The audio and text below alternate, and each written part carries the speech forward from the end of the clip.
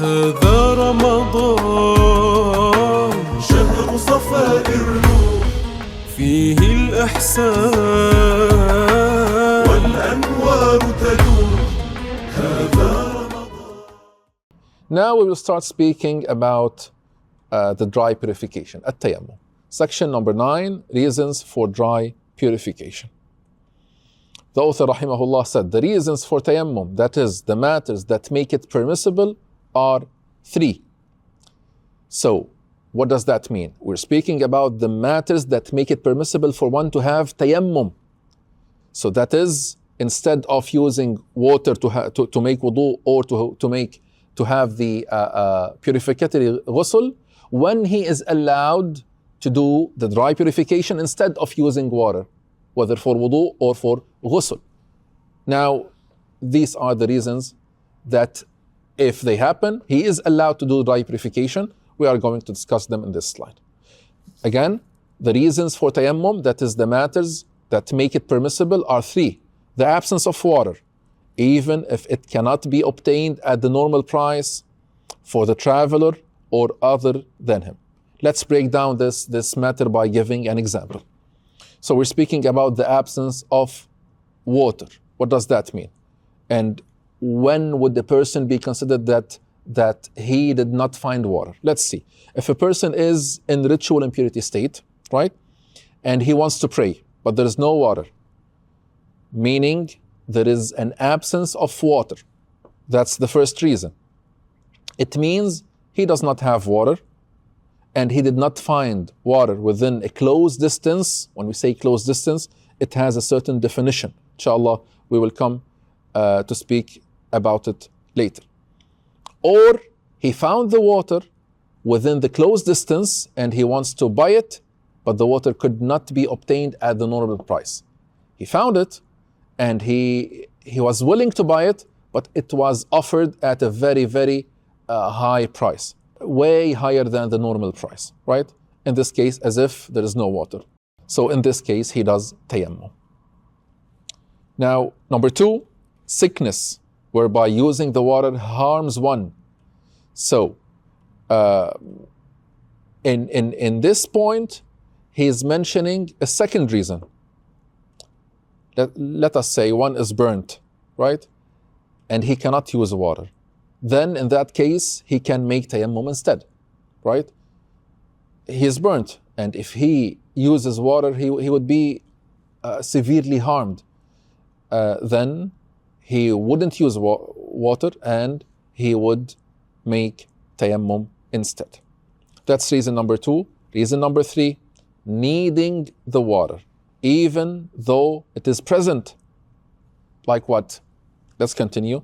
Like for satisfying his own thirst or satisfying the thirst of his respectable animal, not a pig and the like.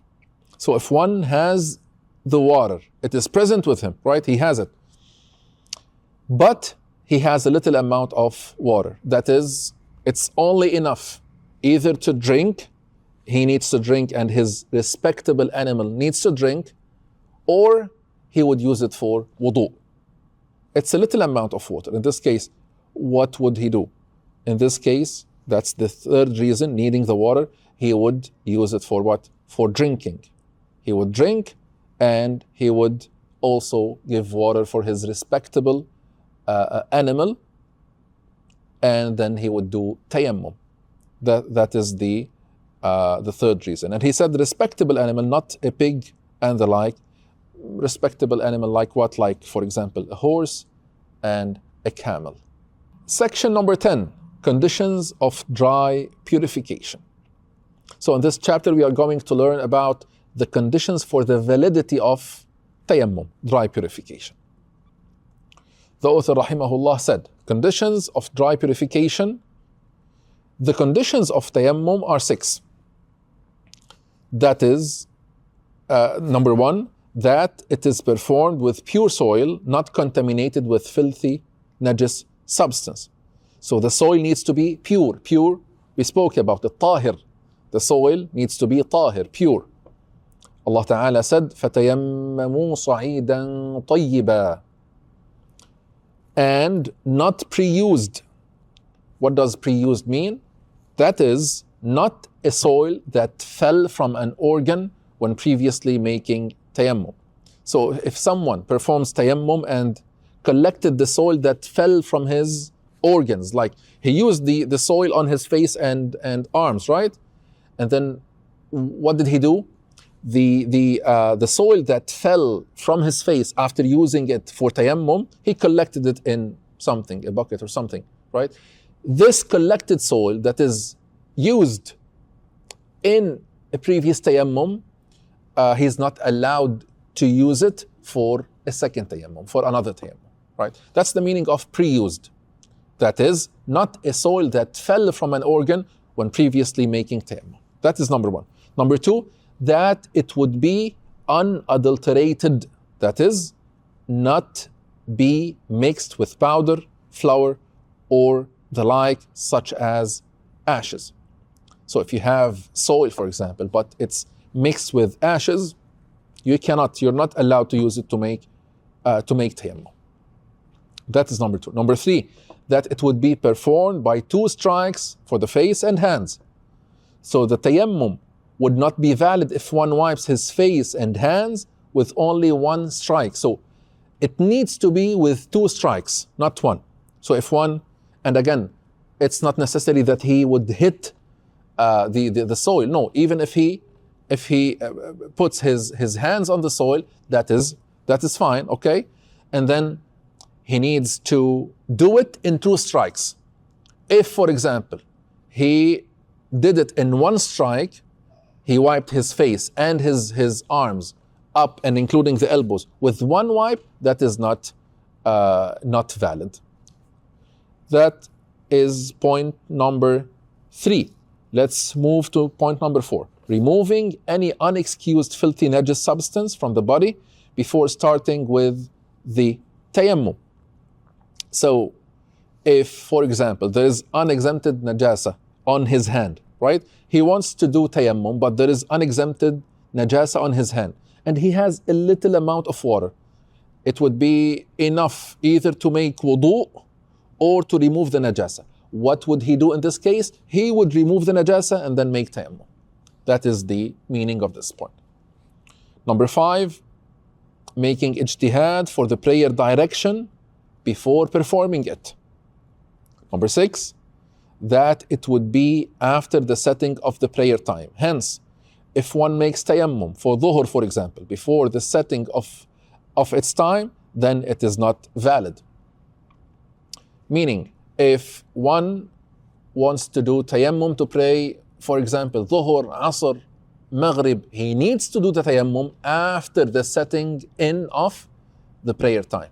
So, as an example, if he's doing tayammum to pray maghrib in the time of asr, that would not be valid. He needs to do tayammum after the beginning, after the setting in of the time of the prayer. He continues to say, moreover, one needs to perform tayammum for every obligatory prayer. Every obligatory prayer needs tayammum. Now, for example, if you are combining prayers, you're traveling and you decided to combine Maghrib and Isha, you need to make tayammum for each prayer. For Maghrib, and then you make tayammum, and then Isha. What about the Sunnah, the optional prayers? He said, also, one can pray with 1 tayammum, whatever one wants of optional Sunnah prayers.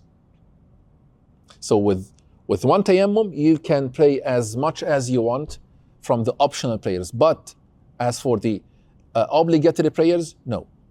Each obligatory prayer needs a tayammum. Now, let's start with section number 11, obligations for dry purification, tayammum. The author, rahimahullah, said the obligations of tayammum are 5. 1. The intention in the heart while transferring the soil from its place to the face. This means one must make the intention when? From the time of transferring the soil until he places his hands on his face. So all of this time, it's not only when you put your hands on your face. No, here according to the Shafi'i school, from the time of transferring the soil to the face, all of this time, until you place your hands on the face, all of this time, there should be the intention in your heart. Okay? The intention has to be there throughout this time, from transferring the soil to the time when you put your hands on the face. What would one intend? What is the intention? One would intend that he is making tayammum. That's number one. Number two, he said the transfer of the soil from its place to the face. That is also an obligation. 3, wiping the face. And so it is necessary to recall the intention in the heart simultaneously with all those matters. As we explained, the intention needs to be all of this time, from transferring the soil until you place your hands on the face. That is again according to the Shafi'i school. Wiping the hands up to and including the elbows, following the order of wiping the face and the hands in such a way that the hands are not wiped before the face. The order that we mentioned needs to be observed. Section number 12, invalidators of dry purification. What are the things that invalidate the dry purification, the tayammum? The author rahimahullah said, and the invalidators of tayammum are 3. Whatever invalidates wudu, so all of the invalidators of wudu also are invalidators of what? Of the tayammum. We spoke about them, the exiting of anything from the front or the back private part except the mani and so on. That's number 1. Apostasy. Number 2, if one commits blasphemy, also this invalidates his tayammum. He needs to re-embrace Islam immediately by uttering the 2 testifications of faith, and then he needs to renew, to do again the tayammum. Number 3, assuming or being certain of the presence of water while not in the prayer. For one who had made tayammum due to the absence of water, as for one knowing about the presence of water or assuming its presence while in prayer, then that does not invalidate one's tayammum unless one had performed tayammum in a place where water usually is present, but one could not find it. Let's go through this point by point.